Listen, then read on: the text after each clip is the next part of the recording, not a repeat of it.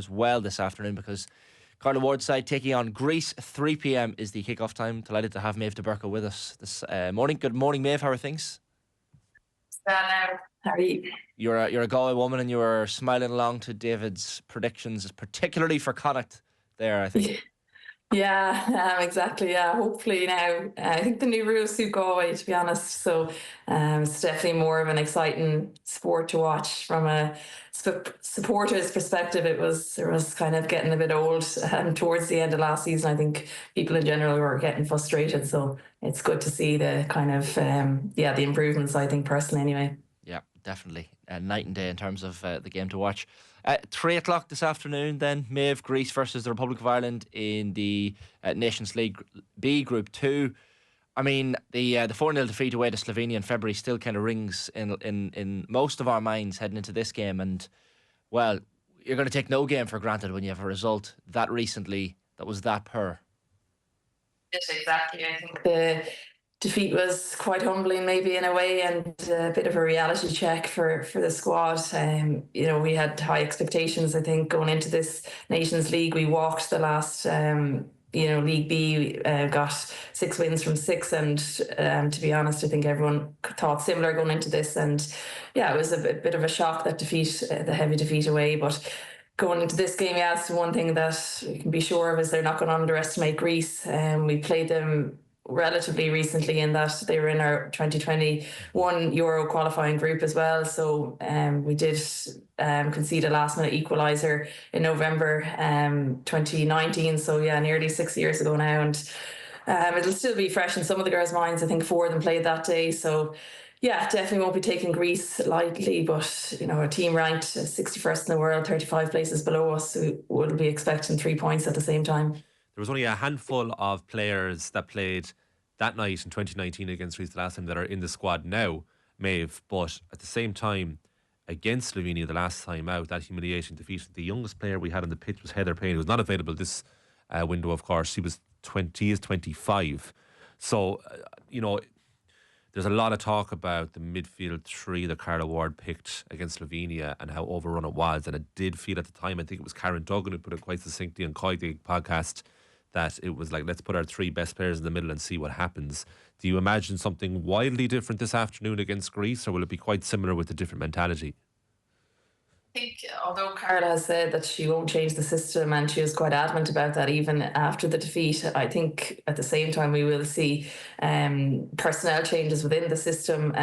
We're going to see 2 changes at the back because, like you mentioned, Heather Payne is out, and Megan Connolly, who started in the left side of centre back the last game, she is out as well through injury. And yeah, I know for a fact we'll see changes in midfield too. We're not going to see Katie McCabe and Denise O'Sullivan both been played as a number 10. Well, if it is, I don't know, but I don't think it's going to be that way. I'd imagine Katie will go back to left back, and I think we'll operate, well, I'd expect we would probably operate with 2 holding mids, because they talked a lot about that in the media this week about the transition to defence and how poor we were at that against Slovenia. So that's definitely an area for improvement. What do you think the team will be actually overall?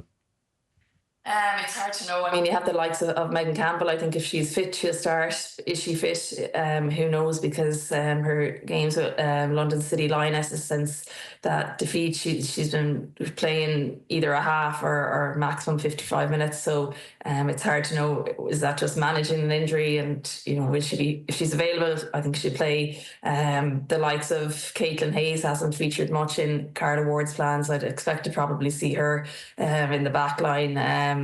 She also brought in Chloe Mustaki, probably just for depth at the moment in that left back area, and might see even the likes of Jessie Stapleton. I think she's a quality young player coming through as well.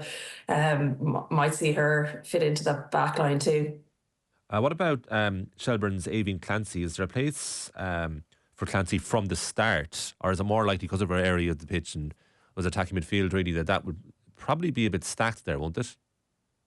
Yeah, personally, I don't think we'll see her start over these this window, just given the fact she wasn't in the squad, similar to Saoirse Noonan. I think maybe they'd be players to come off the bench. Avian's had a really, really good start with Shelbourne in the Women's Premier Division. And in fairness to Carla, it does seem that she's taken an interest in the league, which mightn't be the case, may not have been the case with managers not from Ireland in the past who might be focused just on results. But it does seem that she's taken an interest in the league and the development of it too. But yeah, I'd say Avian, it would be great to see her come on off the bench. I think she's, like I said, I think she's a quality player that can definitely add to the game. But like I said, that kind of centre midfield area is such a vital area. I don't think you would throw her in from the start, particularly today.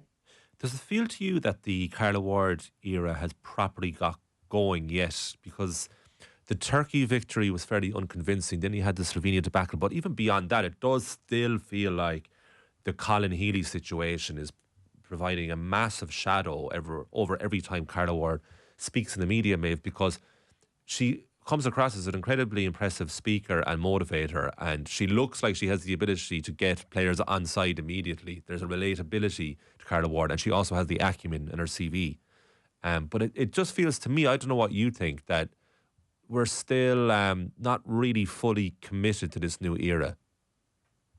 I can imagine for her it must be quite frustrating, and even Alan Mahan, the assistant, spoke as well, and he was asked similar questions, about Colin Healy again, and I'm sure they just probably want to put that a little bit to bed and just focus on the results. But it does seem that there's always something off-field matters kind of that relates to the team, even qualifying for the World Cup, and then there was the dressing room chance and that afterwards. There's always kind of something nearly overshadowing it. So I think from that point of view, they're probably just all anxious to get back in the pitch and put things right in the pitch, because there's been a lot of talk off the pitch, and now it's kind of, this is their chance really to try make things right. In fairness, they all took ownership, the players themselves and the management. They all looked internally and said that improvements needed to be made. So I'm sure they'll just be kind of really raring to go, and just hopefully, just looking forward to the 3 o'clock kickoff, which is an unusual time on a Friday, to be honest. It's hard to get used to the time, but hopefully they'll get going from the start. Yeah.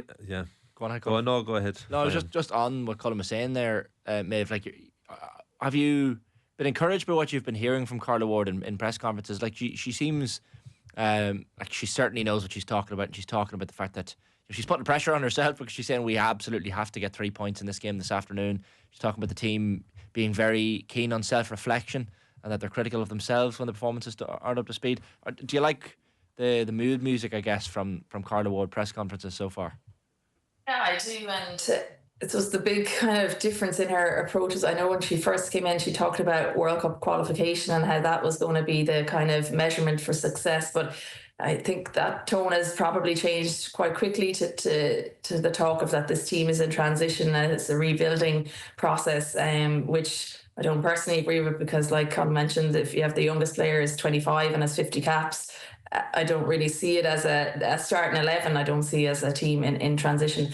But at the same time, like you said, she's taken ownership of this game and she's putting pressure on herself, really, saying that 3 points is a must. And obviously on paper, when you're playing a team ranked like Greece, 35 places below us, it is a must. But you would almost think that she might be trying to deflect away and put less pressure on the result. But there's no doubt about it that nothing less than a victory will be there. Be lots of questions asked, far more than there would have been after the kind of what we think it was probably a blip against Slovenia.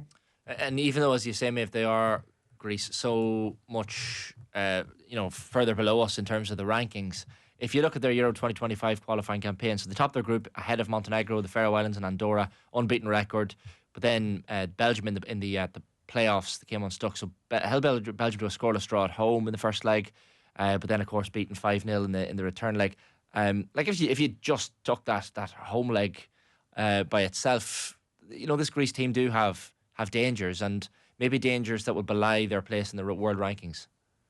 Yeah, I think so. And you can often see that, I think, in women's football, that teams are developing, the lesser teams are developing at such a fast rate that the rankings almost aren't catching up at the same speed to kind of reflect their place. And yeah, for sure, they've big threats. They have Sari up front. She's playing in the WSL with Everton alongside Heather and Courtney. But she's a quality player, and like I said, that they're kind of they're trailblazing in a way in that sense, in that they are moving up the rankings quite quickly. Even in the Nations League, they've only lost the first 2 games by a goal. So, when you think that we only beat Turkey by a goal, it's a lot closer than the rankings. I think the rankings in this case seem to lie nearly, because it's definitely not going to be an easy game. But I think a lot will depend how early, if we can get a goal as well. If we can get a goal, I think maybe it'll give us confidence and we can get a few more might follow. But if we struggle to get that first goal, it could be,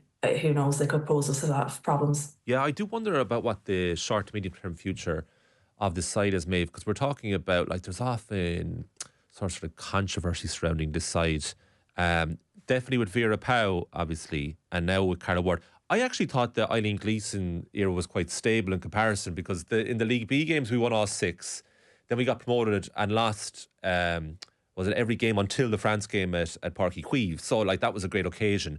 Then going into the second leg against Wales, it was all up for grabs. Even half time in that game it was. And it was really only the second half, and that decided everything. But what's always stuck with me since that night against Wales at the Aviva was Ruta Littlejohn in the immediate aftermath, speaking on television, saying that Irish football in Ireland needs to modernise the way that we play. And you could say the exact same thing for the men's side, and it was likewise for the women's. And I wonder, already in this very early phase of the Clara Ward era, have you noticed that Ward is trying to do something different than Gleeson did? Because Littlejohn's comments were to do overall with Ireland, not Gleeson. But it is striking the way we play versus other countries. Yeah, it is. And I suppose it's just the natural way. Like I said, it's men's and women's. We don't tend to, possess the ball or be as have as much quality on the ball as other nations, particularly those ranked, like I said, in Nations League A, those above us, that at times that, we don't have that kind of confidence. And maybe the confidence also comes from the ability. If you have the ability, you're definitely more confident. And I think it's a lot wider an issue, and it comes from grassroots, really. I don't think, like I said, I don't think she was critical of Eileen Gleeson, or even though the players at that stage in their careers. It's probably too late, to be honest, at that stage. And it's just a case of, really, I suppose, getting players out, increasing the contact times at local grassroots clubs. I was even at a forum here in Galway last night, and a lot of just grassroots coaches were involved, trying to see how can we make it a better system, have better pathways in place for the local kids coming through. Lots of different factors come into play. Obviously, the GAA is a factor that no other country in the world has to deal with. Whether we can use it to our advantage, which I think we should, or whether we see it as a detriment to the game, is just a matter of opinion, really, and how we can work together and collaboration and all that. And yeah, it's just a wider picture, I think. That's a debate I'll have forever, is the influence that GAA has on our development as sports people in this country, because many studies will say the more sports you play, the better for the sport you end up playing. And we had Dennis Irwin in studio this very week, who won an under-15 All-Ireland with Cork. So he will say, of course, it worked out well. But I always think Maeve was like, there's too many sports for too small a country, so you're never playing enough of the sport that you want to develop. And it always goes back to the way we play football at the highest level. And in terms of this side, I wonder sometimes, is like, are we just too focused on our 2 star players, on Katie McCabe and Denise O'Sullivan, and hoping beyond hope that they will provide the magic, and it's almost like the other 9 players will be functional, and that feels unhealthy to me. I don't know if you think that's the case as well, but we're always kind of talking about McCabe and O'Sullivan. Yeah, and I can imagine that it probably gets a little bit frustrating for the other players in the squad too, because they're all quality and they're in the squad, on their own merits too. And yeah, like you said, I think we are less world-class players in this era, where the next Katie McCabe or Denise O'Sullivan, are they coming through the ranks? I don't see them at the moment, but hopefully, we can get them, whether that's from home or abroad. But yeah, like you said, it does seem a lot of emphasis. Where is Katie going to play today? Where is Denise going to be holding mid? Is she going to be attacking mid? Is personally, I think she can just do both because she's that kind of box to box player anyway. But yeah, it's there's an emphasis for sure on those two players, and I think maybe even that was probably the case in terms of putting Katie in the number 10 and then moving other players around to suit that system too. But it's something that I think Carla will probably adapt to as well. Like I said, in the first camp, she didn't have much time. She was kind of thrown in a couple of training sessions and away you go. So it's hard to put a stamp on a team really or change anything drastically at that point. It's limited time to get the information across. It could be a real key moment in the career of Amber Barrett as well tomorrow, or this afternoon, sorry, I should say, Maeve, earning her 50th cap. No guarantee, of course, that she will be on the pitch, but it would be a massive moment for her and her family in Donegal. I'm sure if she got that 50th cap, a player who struggled in Germany and all of a sudden is doing really well in Standard Liège and scoring goals, a bit like Troy Parrott, getting that confidence back, I suppose. But could be a really lovely moment for Amber Barrett today. It could, and I'd be really delighted, to be honest, if she does hit that 50, and I'm sure she will. Whether that's from the start or off the bench remains to be seen. But yeah, she did score in the last game that we mentioned away to Greece, and I'm sure she'll be looking to get on the score sheet as well. She has high expectations for herself. I think it's 7 goals she has at the moment in the green, which is difficult because a lot of those games she has come off the bench or she's only played for a few minutes too. So I don't think that really reflects her goal scoring ability. And yeah, a great character who's, she's gone through the ranks in Ireland. She did a degree here as well, and she's qualified in that regard. And then maybe went abroad later than other players, and she's really made really huge improvements in the game. She was a player who wasn't really been selected in every squad, probably very much a fringe squad player, and now she's worked her way back in again, and is probably going to be a vital player in Ireland for the years to come too. So it'd be great to see. Call it for us, Maeve. How do you see this game going in the scoreline maybe this afternoon? I'm going to be optimistic, and hopefully I got to go for a 3-1 win for Ireland. Okay. Hopefully. We take it. Any sort of a win we'll take in a performance, for exactly. Sure. Maeve, brilliant stuff. As always, thanks a million for jumping on this morning. Cheers. Thanks a million, guys. All the best.